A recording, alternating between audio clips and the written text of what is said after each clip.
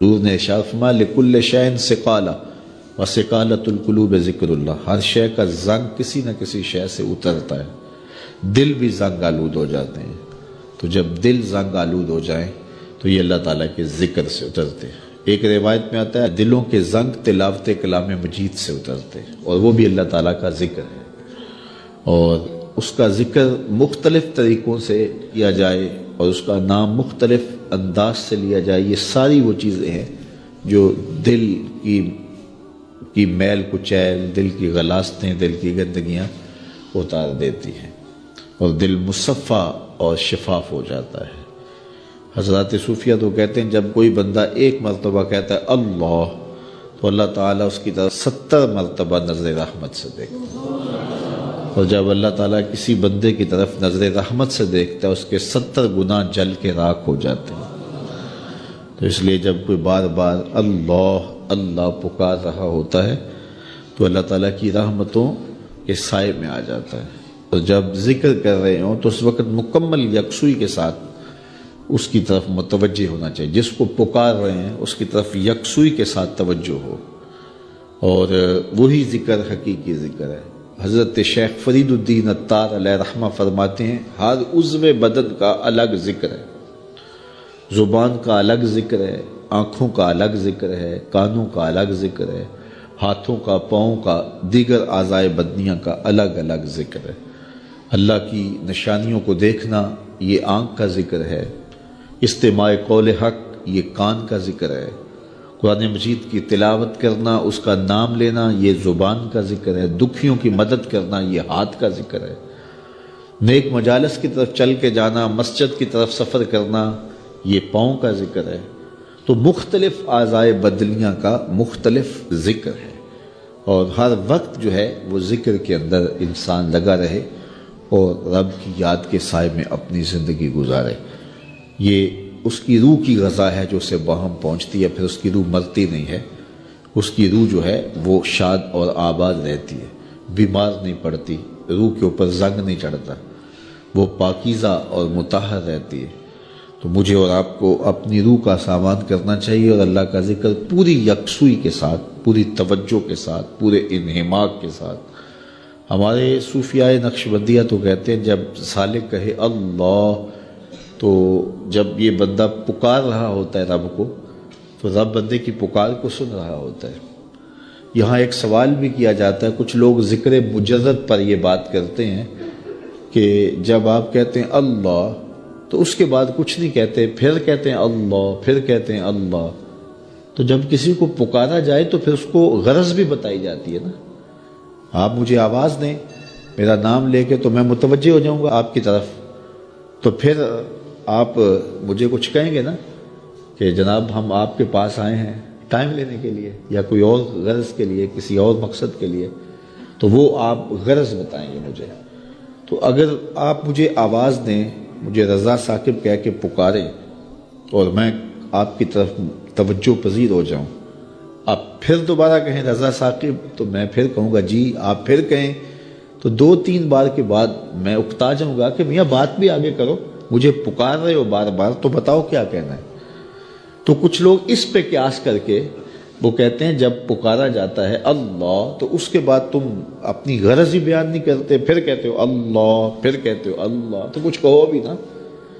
تو ہم اس کا جواب یہ دیتے ہیں کہ میں اس لیے پوچھتا ہوں کہ میاں کس لیے مجھے آواز دی ہے مجھے پتہ نہیں، اس لیے میں پوچھتا ہوں۔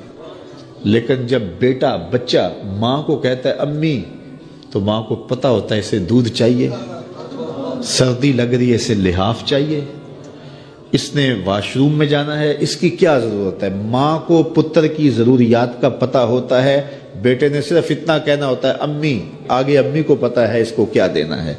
تو بندے کا رب کو پتہ ہے اس کو چاہیے کیا، بندہ کہتا ہے اللہ، رب کو پتہ ہے میرے بندے کو کیا چاہیے۔ اے دلوں کو پھیرنے والے، میرے دل کو اپنے دین پہ ثابت رکھنا۔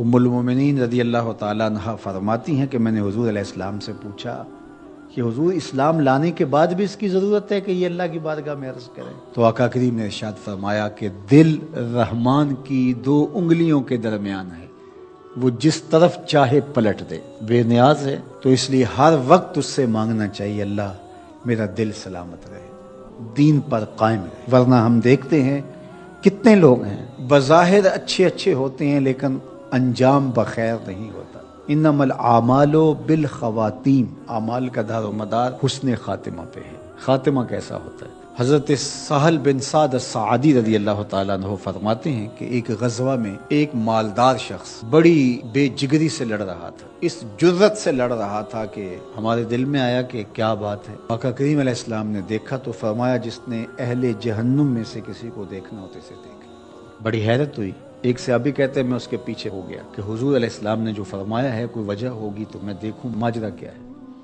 تو کہتے ہیں جب وہ لڑتے لڑتے زخمی ہو گیا تو اس نے اپنی ہی تلوار کو اپنے سینے میں یوں رکھ کر کے اپنا وزن اس اوپر ڈال دیا اور دو کندھوں کے درمیان سے تلوار ادھر نکل گئی اور یوں خودکشی کر لی۔ تو کہا کہ بندہ ساری زندگی نیکیاں کرتا ہے، لکھا ہوا غالب آ جاتا ہے اور پھر آخر اچھا نہیں اس کا رہتا۔ اور کتنے ایسے لوگ ہیں کہ جن کا ماضی بہت بھیانک اور برا تھا لیکن آخر ٹھیک ہو جاتا ہے۔ تو اس لیے ہمیشہ اللہ سے انجام بخیر کی دعا مانگو۔ یا مقلب القلوب ثبت قلبی علی دینک، اے دلوں کو پھیرنے والے ہمارے دلوں کو دین پہ ثابت رکھنا، کہیں ایسا نہ ہو کہ ہمارا انجام ٹھیک نہ ہو، انجام ہمارا ٹھیک ہونا چاہیے۔ حضرت ابی ملیکہ رضی اللہ تعالی عنہ فرماتے میں 30 اصحاب رسول سے ملاقات کی ہے، میں نے سب کو فکر مند پایا ہے انجام ٹھیک ہو جائے۔ جنہوں نے اپنی آنکھوں سے حضور کو دیکھا وہ بھی ڈر رہے ہیں ہمارا انجام ٹھیک ہو جائے۔ رنگا رنگ سہیلیاں پرن کڑے پر پریا اس دا جانیے جس دا توڑ چڑھے۔ ہمیں ایک اور دعا ترغیب دی گئی قرآن مجید میں اہل ایمان کو، اور وہ کیا؟ ربنا لا تزغ قلوبنا بعد اذ ہدیتنا وہب لنا من لدنک رحمہ انک انت الوہاب۔ اے اللہ ہمارے دلوں کو سیدھا کر دینے کے بعد دوبارہ ٹیڑھا نہ کرنا۔ یہ دل سیدھے ہیں تو سیدھے ہی رہے، یہ کبھی دوبارہ ٹیڑھے نہ ہوں۔ یہ نرم ہیں تو نرم ہی رہیں، کہیں پتھر نہ ہو جائیں۔ ایمان کے نور سے جگمگا رہے ہیں اللہ، یہ جگمگاتے ہی رہیں، کہیں دوبارہ ان میں ظلمتیں نہ آ جائیں۔ لا تزغ قلوبنا بعد اذ ہدیتنا، ہمارے دلوں کو سیدھا کر دینے کے بعد دوبارہ ٹیڑھا نہ کر دینا۔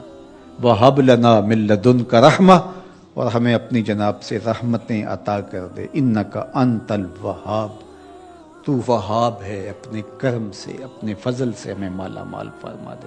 تو میری دعا ہے اپنے لیے سب سے پہلے اور آپ سب کے لیے اور اپنے جملہ دوستوں کے لیے، پیر بھائیوں کے لیے، سب ملنے والوں کے لیے کہ اے اللہ ہم سب کو ہمیشہ ثابت قدم دین پہ رکھنا، آخری ہچکی تیرے نام پہ آئے، تیرے محبوب کی غلامی میں آئے، ہم سب کا خاتمہ ایمان پہ۔